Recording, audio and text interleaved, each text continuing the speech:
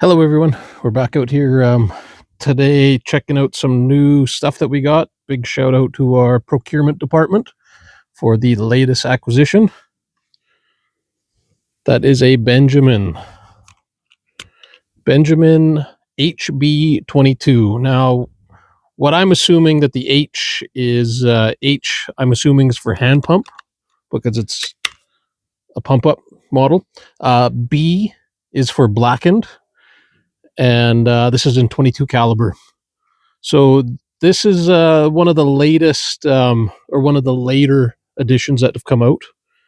Probably like one of the last production runs. It's got a pretty high serial number. I don't know how long they ran, but the box that came with this is one of the newer style boxes. Pretty nice gun. This is all brass. This is a brass barrel. What I will say about the brass barrel is this 22 model was coming in on the box at 460 feet per second. I kind of doubt that this thing could ever shoot anything at 460 feet per second, maybe with the exception of alloy pellets, which is probably just an advertising thing. But because this is a brass barrel, I would not shoot alloy pellets through it because alloys, they're harder. So yes, they are lighter, but they are harder and they will wear out your barrel a lot quicker.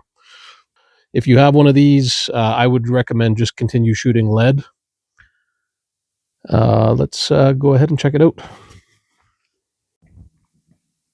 Okay, so we're just going to do some quick little chrony testing here with the Benjamin before we open it up and open up the floor.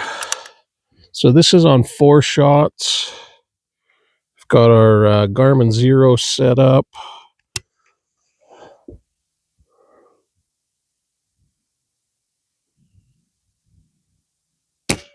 Oh, right over top. 318. That's at 4 pumps. Where are you? 2, 3, 4, 5, 6, 7. Starting to get a lot harder to open this thing up. Closing is not so bad. You can leverage, but opening up, you have nothing to leverage on, and you really have to get your fingers in that small handle to open it up. So 7 pumps. 392. 2, 3, 4, 5, 6, 7, 8. 8's a stretch. Like I said, it's hard to open it up. Okay, 8 pumps. 404. 4. I like doing 4s on these. We're shooting hobbies, which we just chronied. This is at about 10 yards.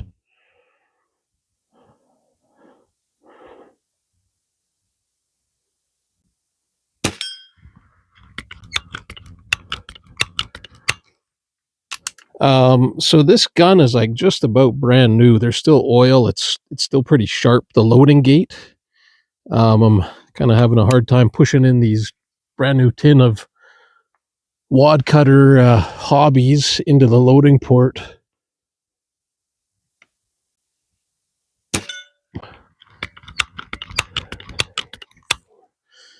This gun is, yeah, it's still got some oil in it. Spewing a bit of oil out of it. It's in great shape. Whoever had this did not shoot, I would say, probably not even a whole tin through it.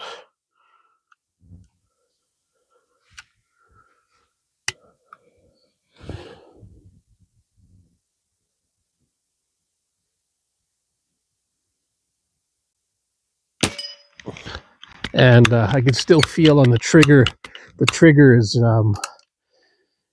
still got a little bit of we'll call it some grit on it. I've not done anything to this gun yet. I've not even pulled the covers off, the grip covers. This is one of the newer, like probably one of the later models of this gun.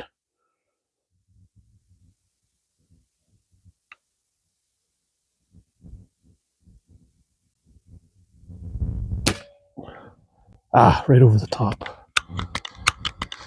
One of the later models of this gun, the box, which I'll show you a picture of it, or of which box it is. It's one of the last editions that were out. I think they were out until 2008, if I'm not, if I might be corrected. Oh, right over top. But it's still a brass. Everything's brass. Like I could see inside the barrel here, it's brass. What I wanted to say about that is right on top of the box, it does say this is supposed to do 460 feet per second, but it does not do 460 feet per second. I believe the only way they're doing that is with an alloy pellet, which is kind of cheating in the, advertising. Advertising is so wrong in the airgun world.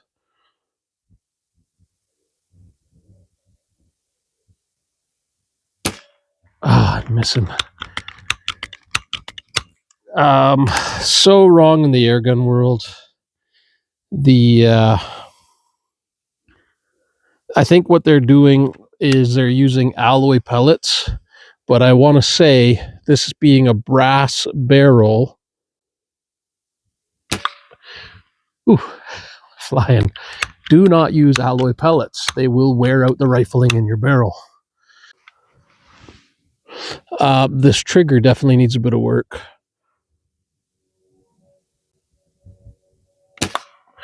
Ooh, flying.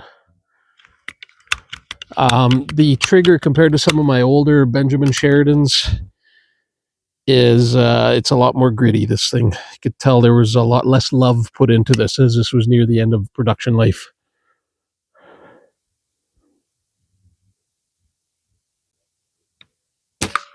I've got older ones that have pretty good triggers right out of the box, or pretty good triggers by the time I got my hands on them, I should say. I've never bought one of these brand new. But that being said, just some very light work in there, you can make these triggers better. I'm going to have to do that with this one. I can feel it. It's got like a stage, like I'm pulling it and it feels like a false second stage, but it's not. It's just not a great trigger. Yeah, this is really tight innards here. Like this loading port is kind of tricky between the probe and the port. Just sharp edges. Like nothing's been broken in with this gun.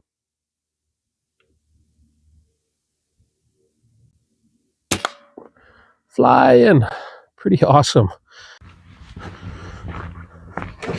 Okay, I've got target set back up again. Wow, what's really fun about shooting shotgun hulls is, well, you're recycling for one, unless you reload them, but I'm not reloading those cheap ones. The way they go flying, like it's so much fun watching them fling around. Oh, missed. But the other half of it is when you're doing this, if you're camping or you're in a bit of a wooded area like this, is trying to find them. Like they go Christmas tree, and I had a couple hanging in the tree here. They just go missing.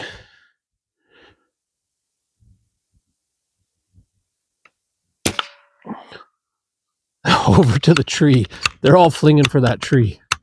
That one fell to the ground.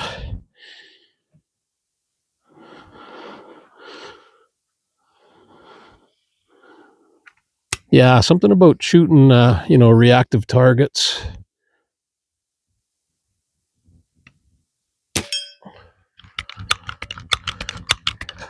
Silhouettes. I've got a whole bunch of animal silhouettes, all different sizes.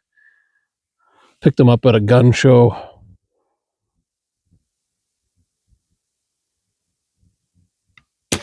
The yellow ones, like the one I just shot there, those ones are Air Venturi brand. Air Venturi. Those are good ones too because they're small. They're actual. Right over top. They're actual air gun targets. The other ones I have are just mild steel targets that somebody made. And when I got them at the gun show, they were used by a 22. So they were all bent out of shape. So I had to put them in, between a couple plates and put them in my 10-ton press and flatten them all out. Some of the bases were broken, so I was playing around with welding them all back together.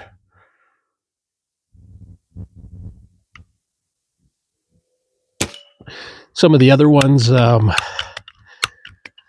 cut the bases off so that I can make a hanging target. You'll see that in some of my other videos, kind of learning how to weld. And hanging target's cool. I never brought it today, but the hanging target, you don't have to reset it. Right over top.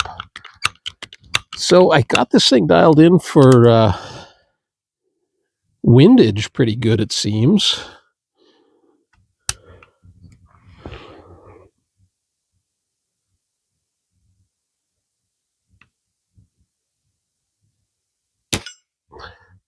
Elevation seems to be okay. So what do we got left here? We got 4 more 12 gauge hulls. Let's decorate the tree.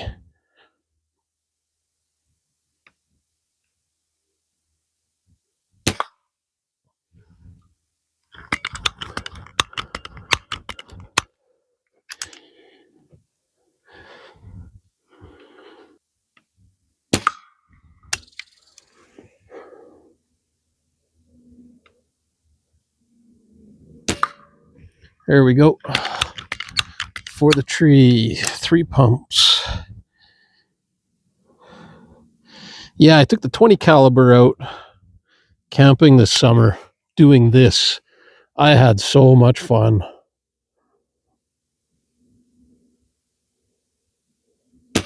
And 20 caliber is getting to be a bit scarce. So that's why I picked this up, because I've got a lot of 22. Just gonna keep playing around with the Benjamin HB22. This thing is a lot of fun. Just casual plinking. Hobby 22 wad cutters. And they're really tricky to get into that loading port. I think it's starting to kind of round the edges now.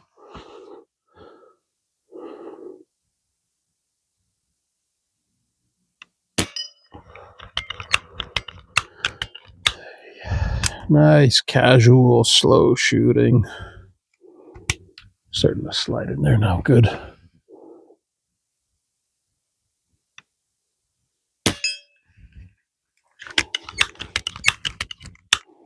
Not loud.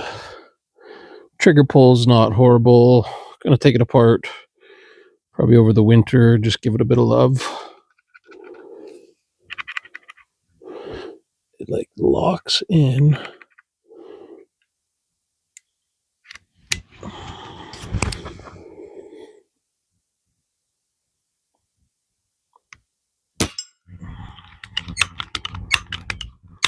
This thing is awesome.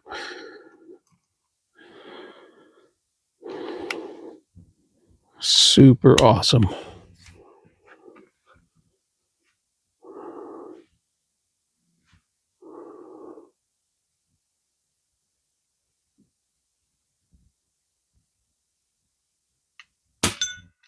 One-handed.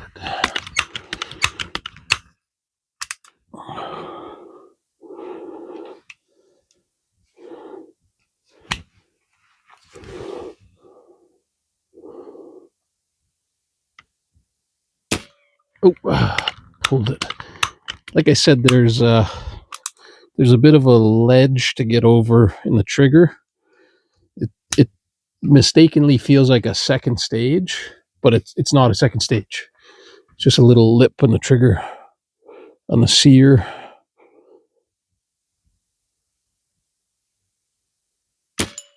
And sometimes when you're breaking it, it misleads you. So I'll pull this apart and clean it up. I've actually come into our procurement team has been doing pretty good with acquisitions lately. Come into some other Benjamins, Sheridans, Benjamin and Sheridans.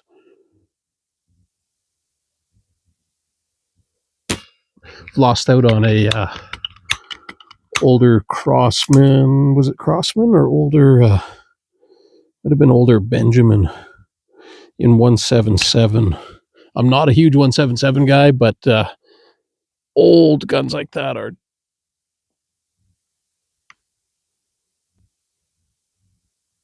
Who could say no to that? Who could say no to an old pumper like this in 177? And it was an older one too, so it was either an old Crossman or Benjamin Franklin.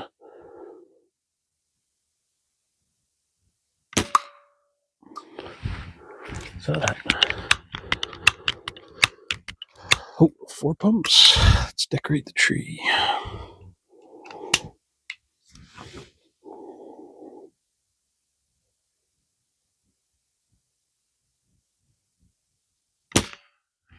Pine cone? Yeah, this trigger, that old 20 caliber HB20, I think that's a Benjamin and Sheridan.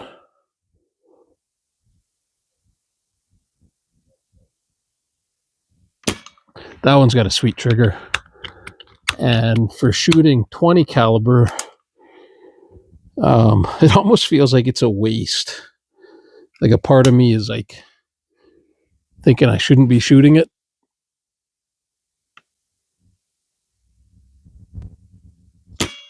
Because it's 20 caliber is so hard to come by. I don't even think any American companies are making 20 cal anymore. I think it's just the one, maybe H9A. No, maybe it's I think there's only the one company in Europe, maybe like in Czechoslovakia, that's making it. It's not H9A. It's on the tip of my tongue.